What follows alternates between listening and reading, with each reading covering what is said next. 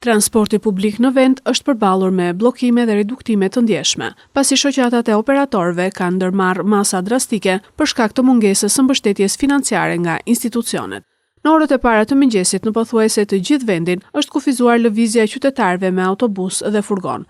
Pasi duke filluar nga sot, operatorët kanë reduktuar me 40% numrin e mjeteve në qarkullim në Tiranë dhe në rrethe, si një masë emergjente për të përballur rritjen e kostove kryesisht të karburantit. Ndërkohë në Lushnjë vazhdon normalisht lëvizja e qytetarëve me autobus. Shoqatat e transportit publik bëjnë me dije se pavarësisht kërkesave të vazhdueshme për subvencione dhe një takimi me institucionet më 1 prill 2026, nuk është marrë asnjë masë konkrete në mbështetje të sektorit. Sipas tyre mungon një skem kompensimi për çmimin e karburantit, nuk ka një plan veprimi për lehtësimin e barrës financiare dhe nuk është vendosur asnjë afat për ndërhyrje.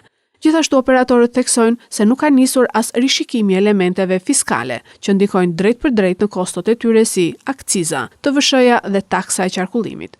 Në këto kushte, ata paralajmërojnë se reduktimi i shërbimit mund të thellohet edhe më tej nëse nuk ndërhyet menjëherë me masa konkrete. Shoqatat u bëjnë thirrje qytetarëve për mirëkuptim dhe të planifikojnë lëvizjet e tyre, duke nënvizuar se situata është pasojë drejt për drejt e mungesës së reagimit institucional.